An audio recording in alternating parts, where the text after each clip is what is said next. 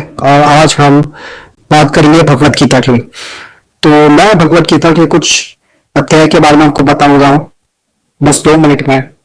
सो भगवत गीता जो है वो 700 श्लोकों में, उसके अंदर 18 अध्याय और 3 प्रमुख मार्ग के बारे में बताया गया है।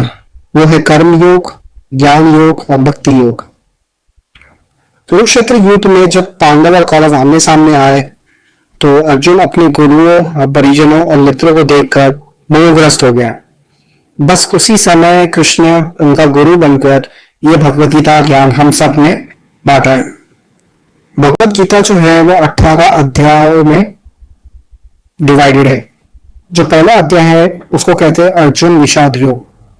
अर्जुन अपने कुटुंबों को देखकर विषाद में डूब गया, मतलब मोहग्रस्त हो गया। वो सोचने लगा कि युद्ध ही विनाश होगा और उसका धर्म भी नष्ट होगा। वो सोचने लगा कि वो अधर्म कर रहा है, उसको कोई मार्ग नहीं दिखाई दिया और वो युद्ध करने से भी इनकार कर दिया। ये देखकर कृष्ण ने अर्जुन को ये गीता ज्ञान दिया है। जो भगवत गीता का दूसरा अध्याय है वो है सांख्य योग। यहाँ पे कृष्ण आत्मा के बारे में कहते हैं, आत्मा की अमरता के बारे में कहते हैं और ये कहते हैं कि ये शरीर नश्वर है, आत्मा ना तो कभी मरती है और ना ही कभी जन्म लेती है। जो तीसरा अध्याय है भगवत गीता में वो है कर्म योग। कृष्ण ने यहाँ पे साफ साफ कहा है कि कर्म करो लेकिन फल की कभी भी अपेक्षा मत करो। निष्काम कर्म करो, इसके बदले मुझे क्या मिलेगा इसके बारे में कभी भी मत सोचो। जो चौथा योग है, जो चौथा अध्याय है भगवत गीता में वो है ज्ञान योग। इसमें कृष्ण कहते हैं कि ईश्वर समय समय पर अवतार लेते हैं जब जब इस पृथ्वी पर अधर्म बढ़ता है। जो यहाँ पे 5वां अध्याय है वो संन्यास योग है। यहाँ पे कर्म और संन्यास दोनों को अच्छे से कृष्ण ने समझाया है। वह निष्काम कर्म से ही मुक्ति संभव है, इस बात को भी इसी योग में समझाते हैं। जो 6th है अध्याय है वो है ध्यान योग। ध्यान ही आत्मा को ईश्वर से जोड़ने का माध्यम है।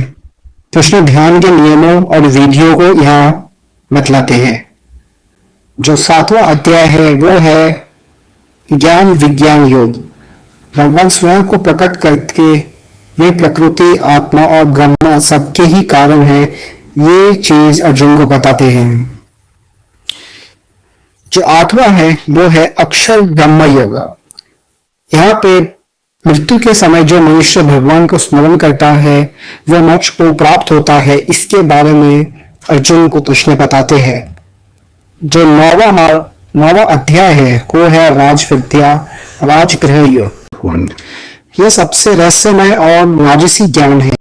भगवान का प्रेम सबसे महान मार्ग है, इस बात का इसमें चर्चा की गई है।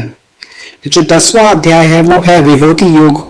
भगवान बताते हैं कि उनकी शक्तियां पूरे संसार में हर जगह है, चाहे वो सूर्य हो, चंद्र हो, हिमालय हो, गंगा हो, कहीं भी आप कोई भी ऐसा स्थान नहीं जहां भगवान नहीं। जो 11वां अध्याय है वो है विश्व रूप दर्शन योग।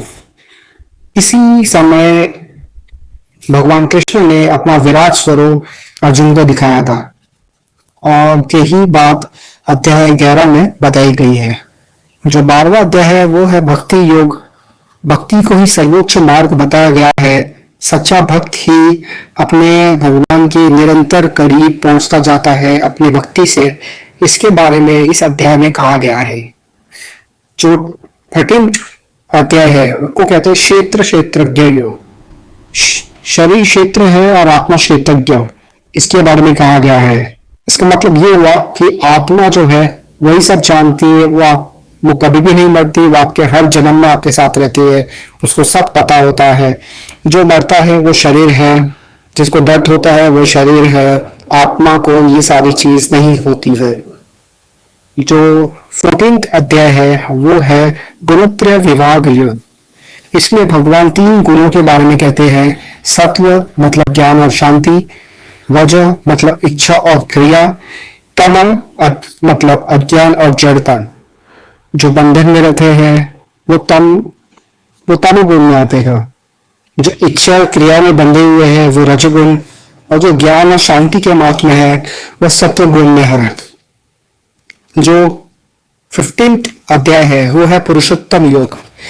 यहाँ भगवान पुरुषोत्तम है, भगवान से ही सारी चीजें जुड़ी हुई है और उसके बारे में काफी रहस्य इस अध्याय में बताया गया है। जो 16th अध्याय है वो है देवासु संपत विभाग योग। यहाँ पे मनुष्य के दो प्रकृति है, एक दैवी और एक आसुरी। दैवी गुणों से हमें मोक्ष मिल सकती है, पर आसुरी गुणों से हम बंधन में बन सकते हैं। तो हमें मोक्ष की तरफ जाना है या बंधन की तरफ, इस सारी बातें इस अध्याय में की गई है।